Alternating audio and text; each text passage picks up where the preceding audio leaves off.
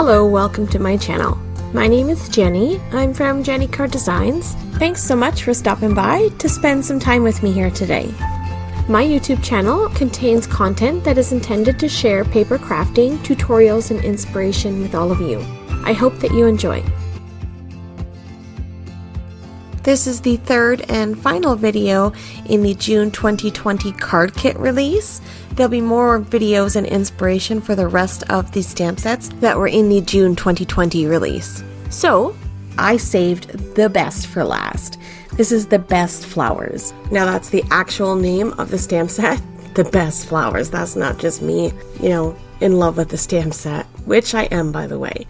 Okay, so first off, I'm going to use an acrylic block and some amalgam ink, and I went ahead and I stamped all of the images that have coordinating dies, and I stamped them on some white craft foam.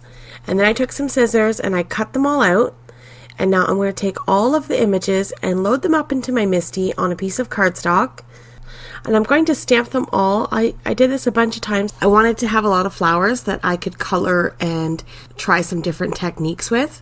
Once I have those panels stamped, I'm going to pull in my mini MISTI. I'm going to put my stamped images inside of my mini MISTI, and then I'm going to put those craft foam pieces over top of the flower images and get them adhered to the door of my MISTI. And I just use my dot runner adhesive for that because I'll be able to rub this off after I'm done. It'll come off easy. Craft foam stamps beautifully. It gives a nice solid covered impression, and you can keep these in your stamp package and store them for later. So I grabbed a few pieces of white cardstock and I just slipped it in behind my MISTI mouse pad to create a little bit of a shim, because my craft foam stamps are a little bit smaller than a normal photopolymer stamp, and I want to make sure that I get a good impression.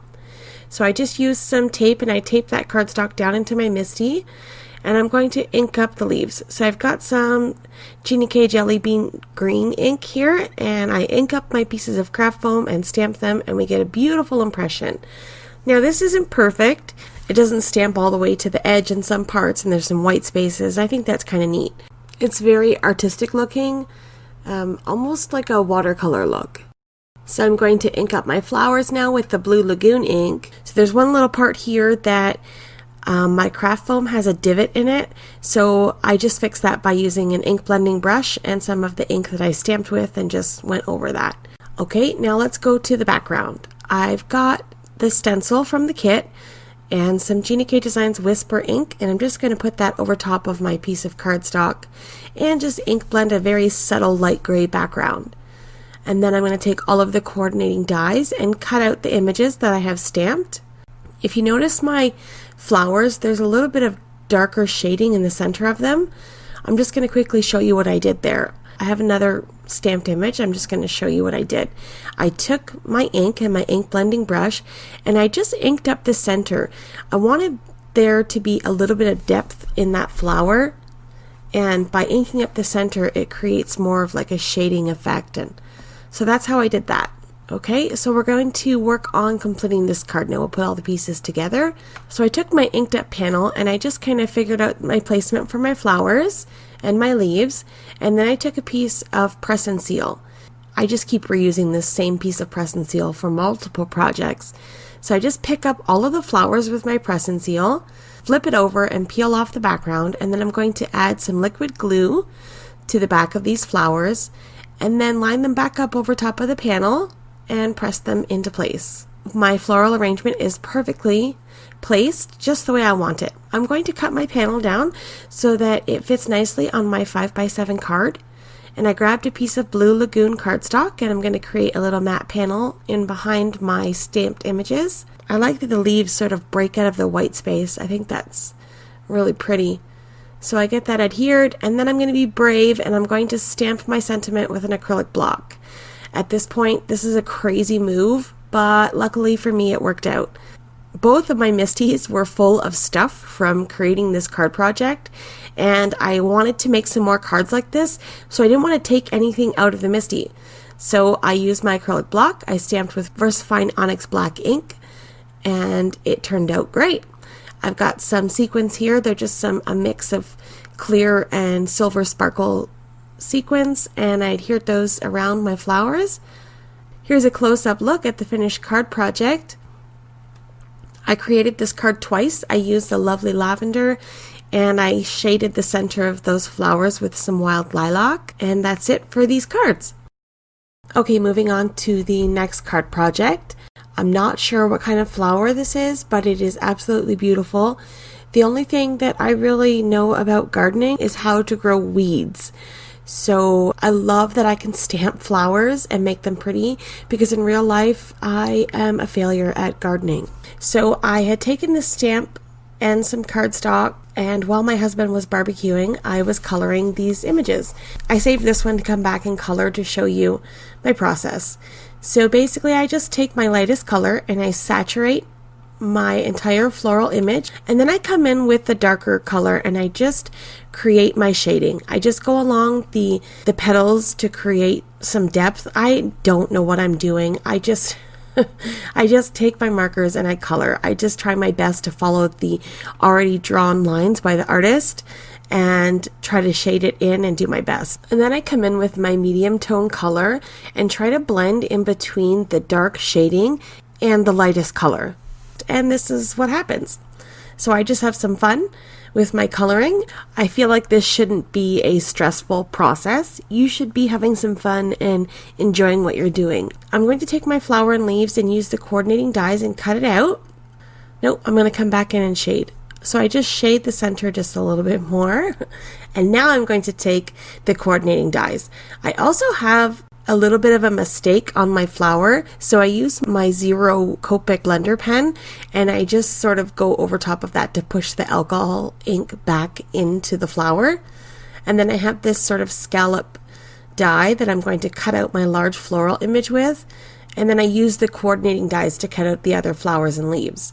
I grabbed a piece of craft cardstock and made a 5x7 card base. I have these already pre-made up on my desktop, so I just grab whatever I need. So I was messing around with the flowers and I decided, let's just adhere things down. I feel like if I spend too much time trying to position things, I just stop what I'm doing and I start gluing things down, and then I can't change my mind. It sort of saves me from wasting my time. So I adhered down my panel. I popped up my flower on the bottom of this little scallop border, and then I popped in some leaves in behind my flower, and then I grabbed the sentiment that says hello friend. So I used my little tiny comfort block for this. I stamped this with my Versamark ink, and I was happy with the way that turned out. So this is a simple card, nothing too extravagant. I went in and I added some ruby red sequins to this card project, and that's it.